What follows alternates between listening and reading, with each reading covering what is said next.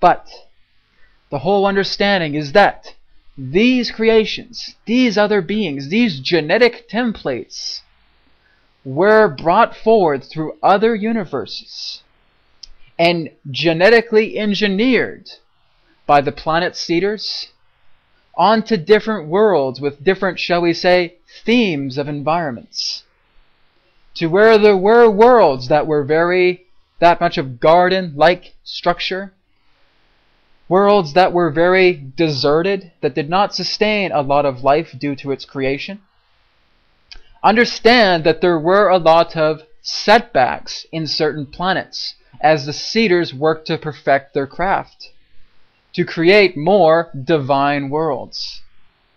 Other worlds simply did not make it. They became dead forms. Many other worlds were again of that deserted nature. They did not expand themselves into what you understand as your planet Earth now. But as they began to tinker around and create more of these planets, they began to create pure garden paradise planets and other worlds of other natures. And through these particular classes, these particular themes of environment of worlds, certain forms of beings would be manufactured and placed on the surface of those planets to again have that experience. But each and every single one of these beings that were part of these planets were manufactured in a way to sustain an equilibrium of balance for the planet, so that this planet itself could nurture, could grow, could expand, could evolve, and bring in more idea of complex life forms, depending on how it persevered through its growth. So again, there were many planets out there that were phenomenal successes, and there were other planets out there that did not make it around to success, that were attempts. But through attempt comes success. And through the understanding of what you would know as your human race, the human race itself did in that sense originate within the constellation that you would understand as Lyra. But the human race did not look in that sense to what you look like on your planet now, on Earth. It was very much different. One of the very first templates of the human design were that of what you would know as the feline being. The feline being in that sense truly was the very first design of a human template on this scope of a universe, in this scope of a universe, around this constellation of Lyra. And throughout this creation that Lyra brought, evolution continued, genetic engineering continued with the seeders to perfect the design more, to perfect the human design. And as thousands and thousands and millions of years passed, many other different prototypes of this first human genetic template were created, to which not just one world but many worlds flourished within the Lyra constellation, to where more of these beings were evolving and were living in harmony. But again, through the whole understanding of these new ideas of experience, these new plateaus, these new frontiers, shall we say, of experience, at a point of harmony, there needed to be a point of darkness, because truly, many of the races themselves were becoming bored. They truly did not understand the balance that they needed to obtain in order to get to the point where they could move on and progress through their lives. They became too attached to the incarnation itself. And through limitation, through, shall we say, ground rules of certain planets, through this limitation, this is what brought upon other feelings other than that harmonious nature with the planet.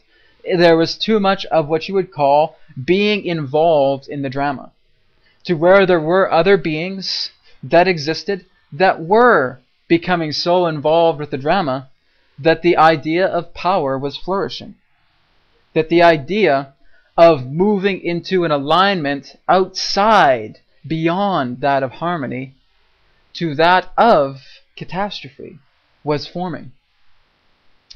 And because everything was truly so new, there was no point of reference to say, well, what is the appropriate way to behave here?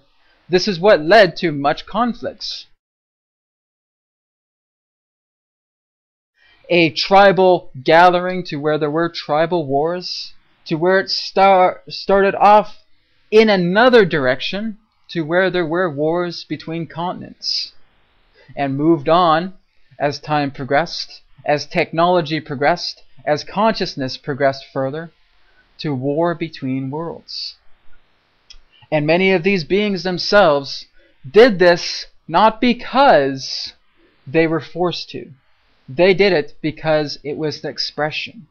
It was bringing forward new experiences to learn from. The whole conflict of battle, the whole conflict of moving into alignments that did not suit harmony. And so this began division. There were other races, again, through genetic engineering from the planetary seeders, that came from different star systems that interacted with other beings, and that truly saw differences in between those beings. This occurred on both an indigenous planetary level to celestial civilization contact level. And there were conflicts.